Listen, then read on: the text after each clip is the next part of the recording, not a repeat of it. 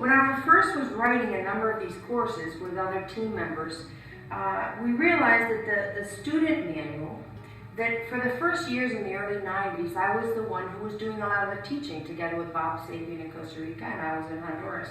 And we realized that we needed to really document what it is that we're doing when we taught the class. And so in the mid-90s, I began to work hard at creating our teacher's guides, our instructor's guides.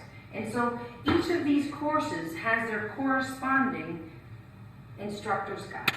And this is what this documentation has allowed us to really spread throughout the different countries, because this is what has enabled us to say, this is a way to teach it. And oftentimes when we explain to the instructors how to teach, we say, learn to use the guide first. And then as time goes on, you'll be able to put your own creativity into it. Now each of the guides, they're written by session. So you have session 1. Most of them go up, as I mentioned earlier, to 10 sessions. And so there's an agenda for the teaching team. The team of instructors have to teach at least 2 of them or more together. And so they meet for several hours beforehand as they prepare. And then there's an agenda that really lays out for them after they go through the preliminary meeting. And then they have an agenda which says, okay, checklist, before you go to the class today, make sure that you take this and this, and you have these digital copies, and you have the name tags.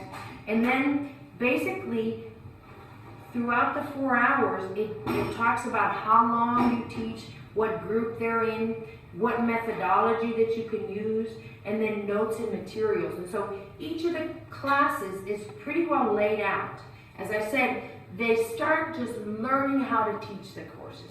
And then as they go on, this is their manual, they write their ideas, they say, I don't like this method, I want to use another method. But it's allowed us to have somewhat of a standardized process throughout Latin America for how these courses are given. Now, how are these instructors formed?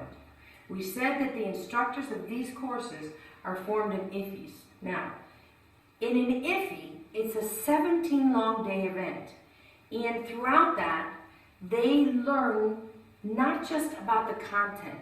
They've already been students at least twice. They've already been supportive in a teaching team.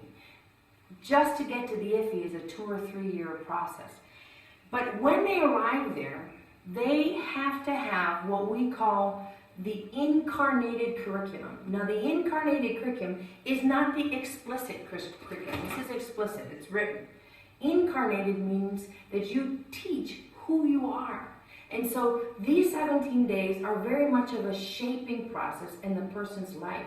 And so one of the things that we have is we have a book about meditation, and we have Bible studies, we have a prayer book, we have a journal. And so this is part of what they receive and they go through. They have an hour-long quiet time each of the 17 days where they can meditate on what God's teaching them and study the Bible, particularly the life of Jesus, about how he taught. Then there's the whole aspect of the philosophy of education, because even though it's great material, we're thankful to a team of diagrammers, Douglas from Guatemala and others, but even though it's pretty and it's attractive, if you're not a good teacher, you can ruin it. And so you need to know, how do you teach? There's different philosophies of education. There's different approaches. If I took this and considered my students just to be empty vessels whose heads I needed to fill, like a banking metaphor, I would teach very differently than if I said, my student is a pilgrim, and I'm going to accompany them. I'm going to walk beside them as they learn how to be good camp counselors. And so this is the academic book that we talk about, the philosophies of education, and we go through somewhat of a disequilibrating experience for them to realize what is their residual philosophy of education, even though it might not be explicit, and how can they study God's Word and see education in a different manner. And then there's also aspects of administration. If you've got instructors who don't know how to administer a course, there can also be problems in management of money and management of the attendance list and who do they give the diploma to. So there's a manual here about how to administer the different courses. And of course we have their diploma, and we have their name tag, and then a card that says, you are an instructor. Now when they go home and they teach the course, we say that now you are an accredited instructor. You've taken the theory and you put it into practice, and so we mail them this as their official accreditation. I've just mentioned about how the IFE 1 equips the instructors to teach our building relationships and facilitating growth. Then there's another IFE, we call it the IFE 2, and that is to teach the instructors how to teach the programming course. And so this requires, it has its diploma, their name tag, and their license, which really accreditates them. And this entire material is really for them to learn how to teach the programming course. And so it's complex. You have to learn a lot about logistics and transportation options and housing options. But probably the hardest thing is for them to teach the students how to decipher what the felt needs of the campers are, and then they can begin to design a camp program that meets the felt needs, but really is in pursuit of their real needs. Kids might feel like their felt need is, I just need to make more friends. But their real need may be, they need a relationship with Jesus Christ. And that's the relationship, that's the friend who will stand by them forever. And so that needs to be reflected in how they put the camp program together. So that's what the IFE 2 is. We've just mentioned how the IFE 1, which is the entry-level IFE, takes care of teaching the instructors how to teach the two courses, building relationships and facilitating growth. And the IFE 2 teaches the instructors, who've also graduated from the 1, specializing in how to teach programming camp. The third IFE, called the IFE 3, is to teach how to teach the building Bible study encounters. Bible encounters in community is what we call them. And so what's interesting is that in this course, the person has to come with having taken from a Bible Institute or seminary in their country. They have to have taken a hermeneutics, a homiletics, and some sort of a study about how to do inductive Bible study. So they come to this knowing that they're going to really have to study God's Word. They're going to have to know how to exegete a passage. And then how the mechanics of building curriculum, which has a lot of considerations about curriculum development, since in essence they're building a 5-day or 3 or 4-day series of Bible studies. And of course they receive their diploma and their name tag and their license accrediting them to be an instructor of our highest level IFE 3.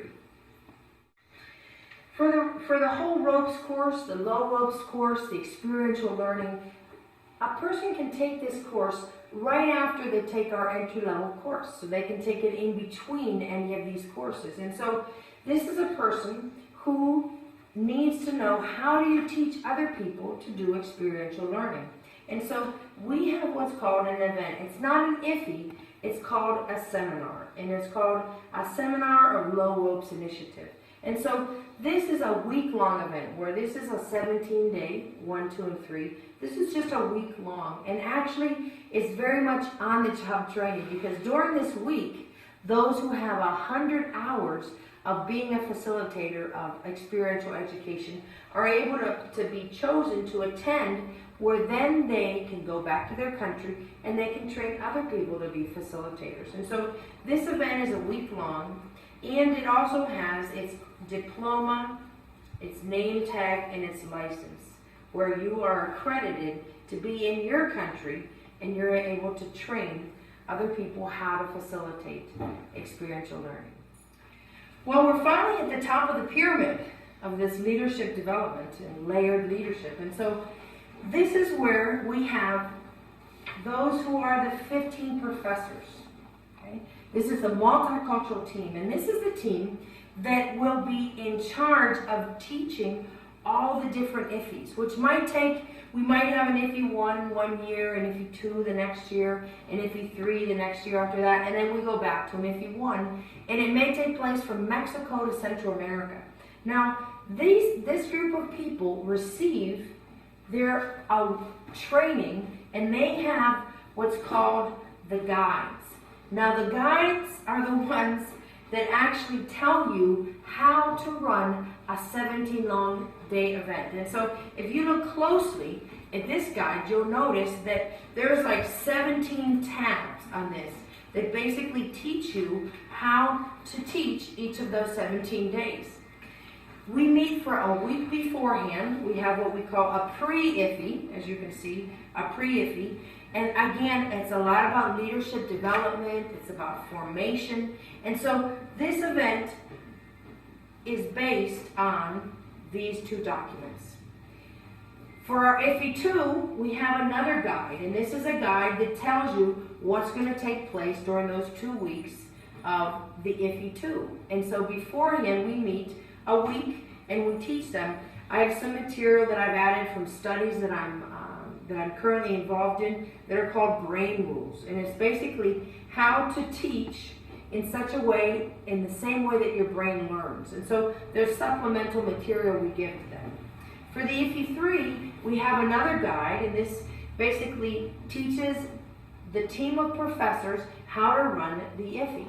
And then this last guide here is, we meet for a week beforehand, and then this guides us as to how can we teach these trainers how to train, who in turn train others. So you can see the whole row here, all of these materials, color coordinated, are what the Lord has given us to be able to teach people how to fulfill our mission, which is to glorify God through linking the ministry of camping with the work of the local church and parachurch organizations to fulfill the Great Commission, to evangelize and to disciple.